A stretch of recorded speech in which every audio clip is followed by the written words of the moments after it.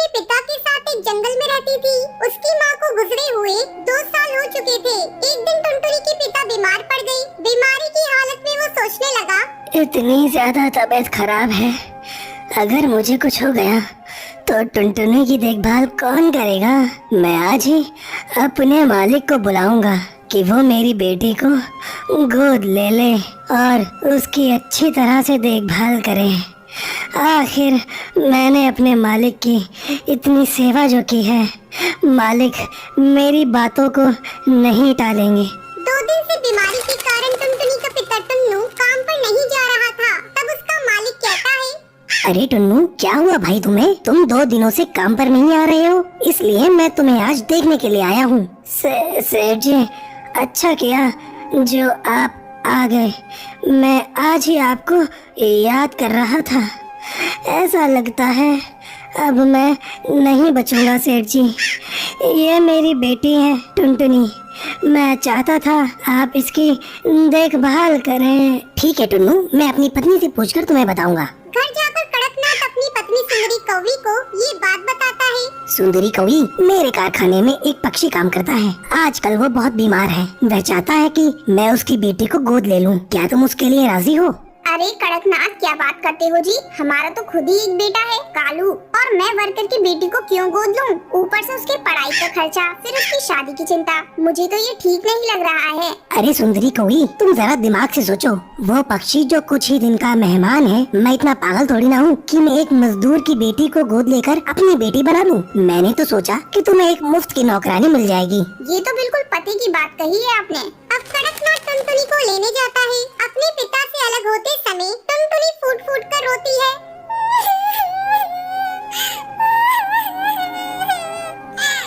बाबा, मुझे अपने से अलग मत करो। मैं आपसे अलग होकर कैसे रहूंगी? बाबा, मैं आपको छोड़कर कहीं नहीं जाऊंगी। जा मेरी बच्ची, इसी में तेरी भलाई है। कड़कनाथ टुनटुनी को घर लाता है। घर आकर कड़कनाथ अपने काम में बिजी हो जाता है और सुंदरी कौवी टुनटुनी से मीठी मीठी बातें करने लगती है। टुनटुनी, तू कुछ खाएगी? नहीं माँ, मुझे भूख नहीं है। अरे सुन टुनटुनी, मैं तेरी कोई माँ नहीं हूँ। तू मुझे मेम साहब खाकर चल, अब जा जाकर रसोई में सो जा। अगली सुबह सुंदरी कौवी टुनटुनी के पास जाती है। ए टुनटुनी, चल अब उठ, हमारे यहाँ इतनी देर तक कोई नहीं सोता। मैम साहब, रात में मुझे नींद नहीं आई। वो मुझे अकेले सोने की आदत नहीं है। तुझे तो अब सोना पड़ेगा। तू अकेले सोने की आदत डाल ले। चल अब झटपट उठकर मेरे साथ काम में हाथ बटा। टुनटुनी सुंदरी के साथ काम में हाथ बटाने लगती है। शाम को कड़कनाथ जब ऑफिस से आता है, टुनटुनी, मेरे लिए ठंडा पानी लेकर आओ। अभी लाती हूँ साहब। ये लीजिए साहब। कैसा पानी है? मैंने तुम्हें ठंडा पानी लाने को कहा था और तूने नल का पानी लाकर मुझे दे दिया। सारा मूड खराब कर दिया। ये कहकर कड़कनाथ टुनटुनी को एक थप्पड़ लगा देता है। धीरे धीरे समय गुजरने लगता है। एक दिन कड़कनाथ को कारखाने में खबर मिलती है कि टुनटुनी के पिता की मौत हो गई। कड़कनाथ ये बात टुनटुनी को नहीं बताता। अब कड़कनाथ और उसकी पत्नी सुंदरी कौवी टुनटुनी पर पहले से भी ज्यादा अत्याचार करने लगते हैं। एक रात जब टुनटुनी सोई हुई थी, तब उसके सपने में उसके पिता आते हैं और उससे मिलने की इच्छा जाहिर करते हैं। बेटा, मैं तुमसे मिलना चाहता हूँ। काफी दिन तुझे देखे हुए हो गए। टुनटुनी सपने में अपने पिता को देखकर बेचैन हो जाती है। अब टुनटुनी सुंदरी कौवी के पास जाती है। उस समय कड़कनाथ और सुंदरी कौवी सो रहे थे। टुनटुनी दरवाजा खटखटाने लगती है। मैम साहब, जल्दी दरवाजा खोलिए। मुझे अपने बाबा से मिलने जाना है। मेरे बाबा मुझे बुला रहे हैं। मैं अपने बाबा के पास अभी से भाग जाऊंगी। अरे टुनटुनी, इतनी रात हो गई है, तुम हम लोगों को परेशान क्यों कर रही हो? कौन सी आफत आ गई? मैम साहब, अब मैं यहाँ एक पल नहीं रहूंगी। मेरे बाबा मुझे बुला रहे हैं। मैं अपने बाबा के पास अभी जाऊंगी। चुप हो जा कमबख्त, सारी नींद खराब कर दी। कल सुबह बात करेंगे। चल अब भाग यहाँ से। टुनटुनी रोती रह जाती है, लेकिन कड़कनाथ और सुंदरी कौवी पर उस बच्ची के रोने का कोई असर नहीं होता। ये सब कालू कौवा देख रहा होता है और कालू को टुनटुनी पर दया आती है, लेकिन कालू कौवा कुछ कर नहीं पाता। एक दिन सुंदरी कौवी टुनटुनी को बेवजह पीट रही होती है। तभी कालू कौवा वहाँ आता है और टुनटुनी को बचा लेता है।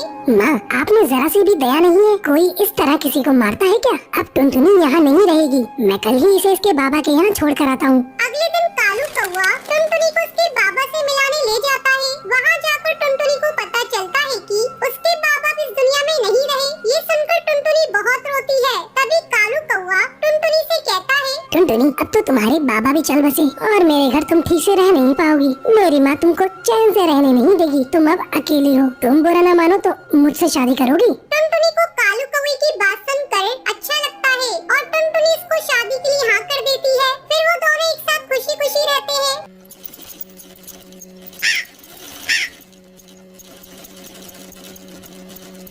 सुंदरवन जंगल में टुनटुनी चिड़िया अपनी माँ टूनी चिड़िया के साथ रहती थी। टुनटुनी चिड़िया को बचपन से ही सिलाई करने का बहुत शौक था। जब भी उसे समय मिलता वो अपनी माँ की सिलाई मशीन निकाल कर उस पे सिलाई करने लगती। माँ, ये देखो ना, मैंने कितनी अच्छी फ्रॉक सिली है। अरे वाह बिटिया, तूने तो बहुत अच्छी सिलाई की है। लेकिन बेटा तू अपनी पढ़ाई पर भी ध्यान दे। मैं तुझे एक बड़ी अफसर बनाना चाहती हूँ। तेरी परीक्षा होने वाली है और तू सिलाई करने में लगी रहती है।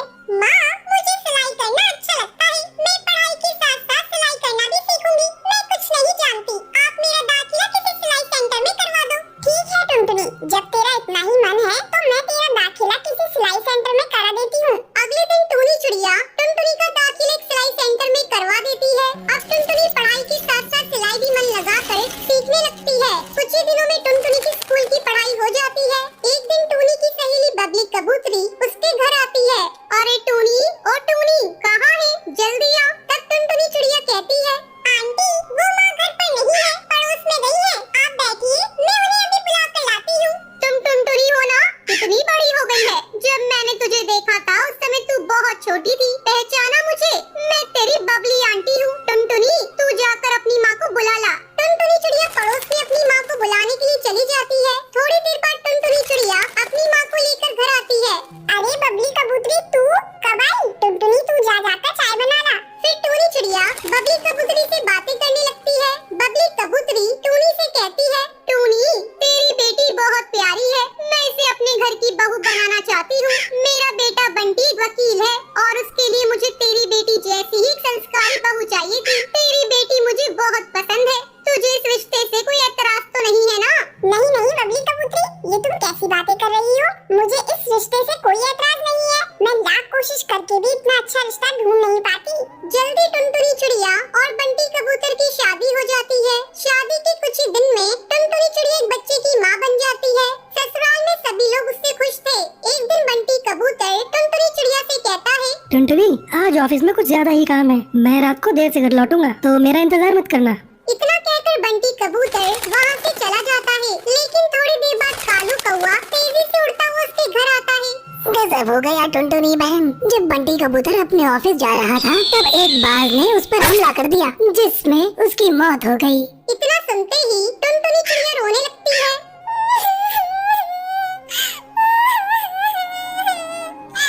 माँ जी, ये सब क्या हो गया माँ जी? बंटी कबूतर के बिना भी ये घर कैसे चलेगा? टुनटुनी, तू हिम्मत मत हार बेटा।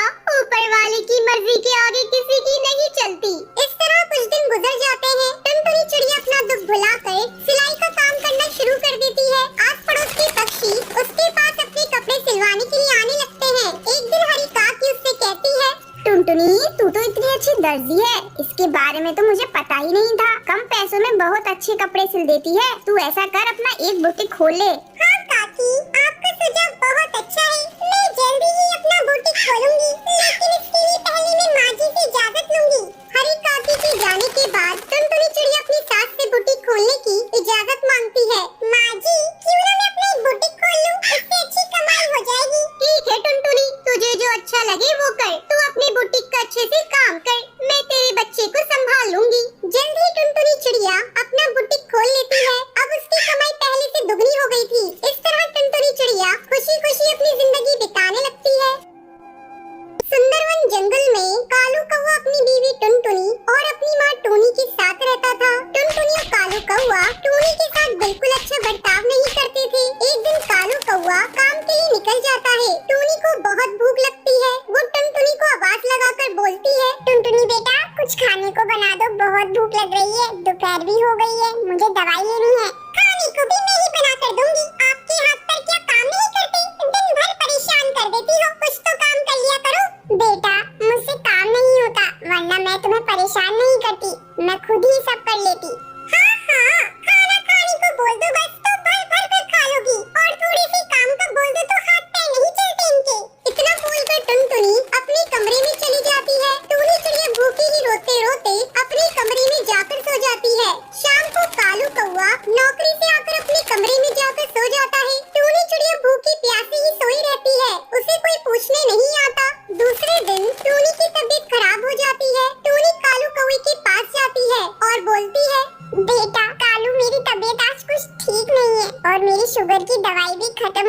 जरा बाजार जाकर ला दो।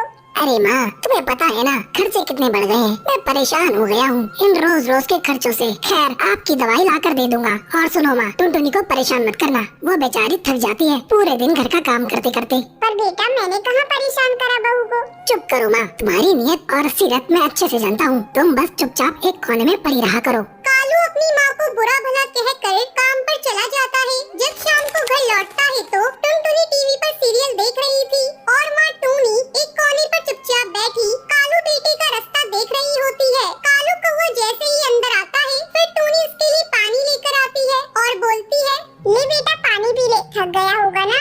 हाँ हाँ, P low Kalu ji, P low. तुम्हारी माँ को ही तुम्हारी फिक्र है बस। मैं तो कभी तुम्हारे बारे में सोचती ही नहीं हूँ। ऐसा नहीं है बहू, तुम टीवी देख रही थी इसलिए मैंने पानी दे दिया। आखिर मेरा बेटा है। अरे, सब समझती हूँ मैं आपकी हरकतें। कितनी चालबाज हैं आप, घर में फूट पड़वाना चाहती हो। ऐसा कुछ नहीं है बहू। बेटा तू समझा बहू को, ये क्या कुछ बोल रही है। क्या समझाऊं है, क्या समझाऊं? सही तो बोल रही है। कोई काम होता नहीं तुमसे और मुझे देखकर सब काम खुद करने लग जाती हो। मुझे तो समझ नहीं आता कि कैसे झेलूंगा मैं तुम्हें माँ। मैं तो कहती हूँ इनको ना किसी वृद्धाश्रम में छोड़ आओ। जान खा रखी है इस बुढ़िया ने। हाँ, सुबह ही किसी वृद्धाश्रम में ले जाता हूँ। बेटा मैं कहीं नहीं जाना चाहती, मुझे अपने से दूर मत कर, मैं मर जाऊंगी। तुम्हें जाना ही पड़ेगा माँ, तुम इस घर में रहने लायक नहीं हो। तुम्हें इज्जत की रोटी हजम नहीं होती माँ, और ना तुम हमें ठीक से रोटी खाने देती हो। अब हम ही इस घर को छोड़ देंगे, बस यही चाहती हो ना। कालू कौवे की बातें सुनकर टूनी रोते रोते बोलती है, नहीं बेटा तू ऐसा मत बोल, मैं ही चली जाऊंगी। सुबह होते ही कालू कौवा अपनी बूढ़ी माँ को वृद्धाश्रम छोड़ आता है। थोड़ा समय बीत जाता है। एक दिन कालू कौवा और टुनटुनी लंच के लिए अपने दोस्त मिट्टू तोता को अपने घर बुलाते हैं। मिट्टू कालू से बोलता है, अरे यार, कितने सालों बाद मिले हैं अपन आज। हाँ यार, बहुत टाइम हो गया। आज तो भाभी जी के हाथ का खाना खाने को मिलेगा। पर भाभी, एक बात बोलूंगा, आंटी जैसी दाल की खिचड़ी कोई नहीं बना सकता। वो तो पूरे जंगल की बेस्ट कुक है। क्यों, है ना कालू कौवे? हाँ यार, वैसे यार आंटी है कहाँ, दिखाई नहीं दे रही है। यार, मैं और टुनटुनी उनसे परेशान हो गए थे, उन्होंने परेशान कर दिया था। खाना, दवाई और कितनी महंगी दवाइयाँ आती थी उनकी, तुझे तो पता ही है। तुझसे ही तो मंगवाता था मैं दवाइयाँ। हाँ सही बोल रहा है, पर जिसे तू नॉर्मल शुगर की दवाइयाँ समझकर मंगवाता था ना, वो तेरी माँ का तुझे दिया गया ऐसा कर्ज है जो तू कभी नहीं चुका सकता कालू। तू कभी आंटी के मन को समझ ही नहीं पाया। उनके मन में सिर्फ तेरे लिए प्यार था, और ये तेरी जिंदगी जो है ना, ये उसी दिन खत्म हो जाती जब तू 9 साल पहले हॉस्पिटल में एडमिट हुआ था। जिस माँ ने तुझे ये बोला था ना हॉस्पिटल में, बेटा परेशान मत हो, नॉर्मल पथरी का ऑपरेशन है, उस माँ ने अपनी जान की परवाह न करते हुए तुझे एक किडनी दी थी। वो चाहती तो उस वक्त अपनी फिक्र करके तुझ जैसी औलाद को मरने देती, पर उन्होंने तुझे बचाया और थू है तुझ पर कालू। मिट्टू की बातें सुनकर कालू की आंखों से आंसू बहने लगते हैं। दूसरे दिन ही कालू कौवा सुबह सुबह अपनी माँ को लेने आश्रम पहुँच जाता है। आश्रम में टूनी की तबीयत बहुत खराब होती है और वो बस कालू को ही याद करती रहती है। डॉक्टर कालू को देखते ही बोलती है, कैसे बेटे हैं आप, जो अपनी माँ को इतनी तकलीफ में भी यहाँ छोड़ गए। वो आपको इतना याद कर रही है और आप अपने ही जीवन में मस्त हैं। आप जैसे लोगों को अपनी माँ का जरा भी ख्याल नहीं होता। डॉक्टर, आप उन्हें ऐसे मत डांटिए, उनकी कोई गलती नहीं है, वो तो मैं ही बार बार बीमार पड़ती रहती हूँ। देखा कितनी अच्छी माँ है, तुम्हारी गलतियों को भी अपनी गलती बता रही है। तुम धन्य हो जो तुम्हारे पास माँ है। इस दुनिया में ऐसे भी पक्षी हैं जिनके पास माँ का साया तक नहीं होता। डॉक्टर की बातें सुनकर कालू अपनी माँ टूनी को रोते रोते गले लगाता है और बोलता है, माँ मुझे माफ कर दे माँ, मैं तेरे कर्जों को कैसे उतारूं? माँ, मैंने तुझसे बहुत बुरा बर्ताव किया।